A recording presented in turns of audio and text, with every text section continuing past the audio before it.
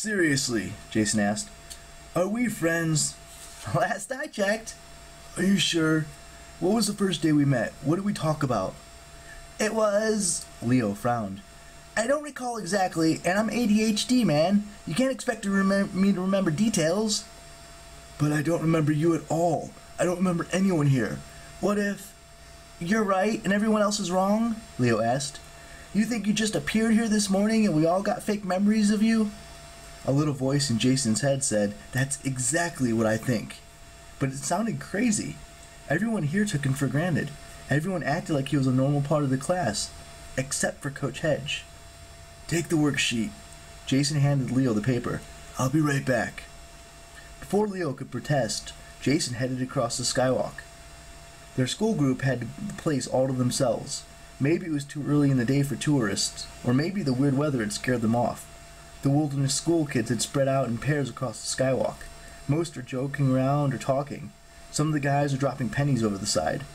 About 50 feet away, Piper was still trying to fill out a worksheet, but her stupid partner Dylan was hitting on her, putting his hand on her shoulder and giving her that blinding white smile.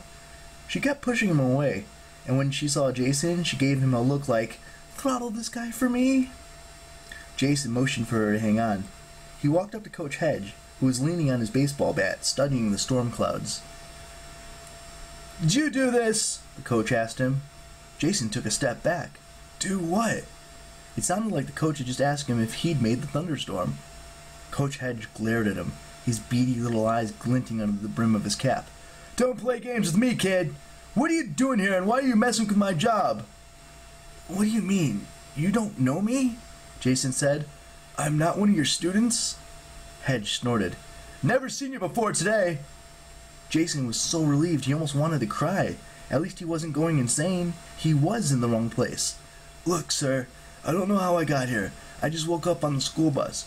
All I know is that I'm not supposed to be here. Got that right! Hedge's gruff voice dropped to a murmur, like he was sharing a secret. You got a powerful way with the mist, kid. If you can make all these people think they know you, but you can't fool me.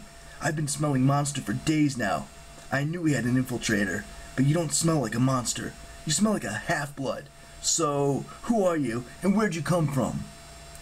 Most of what the coach said didn't make sense, but Jason decided to answer honestly. I don't know who I am. I don't have any memories. You've got to help me. Coach Hedge studied his face like he was trying to read Jason's thoughts.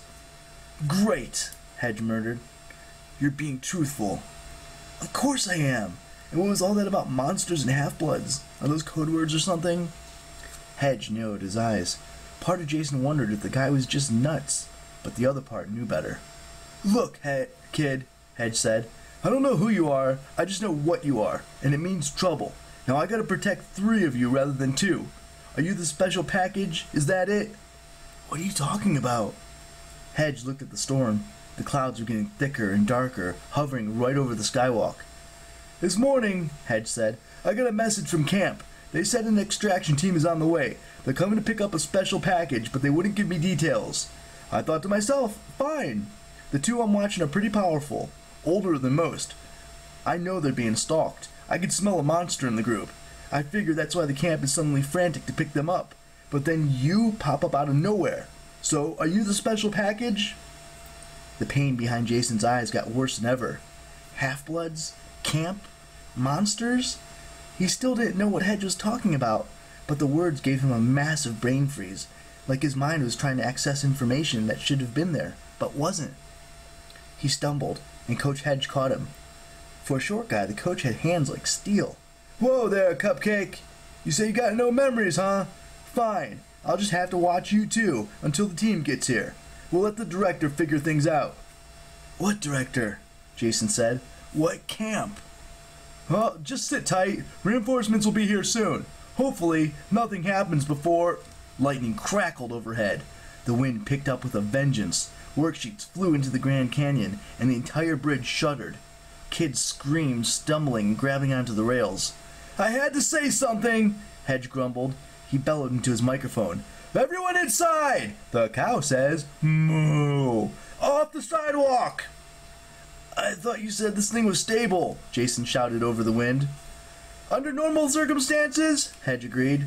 which these aren't. Come on!